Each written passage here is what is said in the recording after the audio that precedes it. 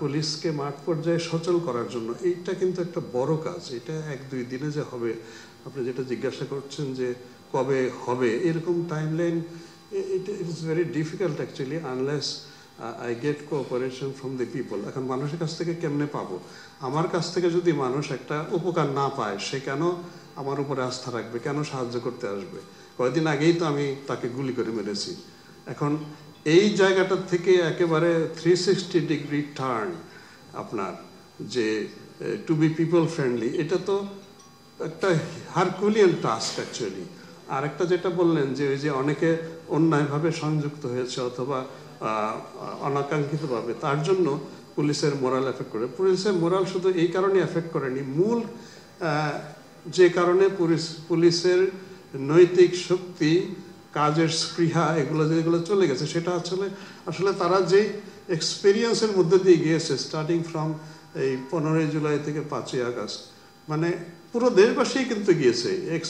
এই যে traumatic experience, এটা শুধু পুলিশের না, পুলিশ একেবারে সরাসরি ফিল্ডে ছিল, আপনারাও ছিলেন, সাংবাদিকরাও তো ফিল্ডে ছিলেন, আপনারাও তো মারা গেছেন গুলিতে।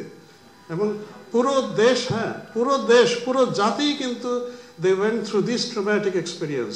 এবং এই যে আপনার এক্সপিরিয়েন্স, এটার থেকে আবার রিকভার করা, মানে দেশবাসীর রিকভার করার সাথে সাথে আরও বেশি প্রয়োজন যে পুলিশের যে একবারে সরাসরি সামনে ছিল, যে এত রক্ত দেখেছে, যে মানুষটা মিছিলে ছিল, তার বন্ধু মারা গেছে। আমি ওই দিন নিটরে গেলাম, তো বলতেছিল, মানে হি ওয়াজ অ্যাকিউজিং মি, স্যার কেন আমাকে গুলি করলেন? আমি তো শুধু ভ্যান চালাই, আমি তো কোনো কিছুতে সাথে পাশে নাই, আমাকে কেন গুলি করলেন? আমার তো কোনো জবাব নাই। আমি শুধু বলছি, ভাই I do not have any answer, আমি তোমার কাছে শুধু ক্ষমা চাইতে এসেছি, আমার আর কোনো উত্তর নেই। তো এই যে অভিজ্ঞতার ভিতর দিয়ে প্রতিটা মানুষ গেছে, এখান থেকে রিকভার আমাদের করতে একটু সময় দেন, আপনারা একটু সাহায্য করেন। মানে সবারই তো আমরা মিলেই তো এই দেশ, এবং এর মধ্যেই তো আমাদের কত ধরনের যন্ত্রণা। আমরা মানে বন্ধুরা মানে এই সীমান্তের ওই পার থেকে আমাদের নানান ধরনের করছেন। আমরা তো মানে এই সরকারের উপরে এটাও তো একটা বিশাল একটা তাই না? ওনারা তো রাজনীতিবিদ নন। এখন সব কিছু থেকে মানে আপনার একসাথে উত্তরণ ঘটানো, এটা আমরা চেষ্টা করি। আমি সব কিছু করে ফেলতে পারবো না, একবারে সেই ঐশ্বরিক ক্ষমতা তো আমার নাই, কিন্তু অন্তত চেষ্টাটা করি। অবশ্যই মইনুল ছিলেন এখানে আগে, মাননীয় যিনি ছিলেন আইজিপি আগের সম্মানিত, এবং পুলিশ কমিশনার ছিলেন মাইনুল হাসান, অবশ্যই তারা করেছেন, তারা সফল ছিলেন অবশ্যই।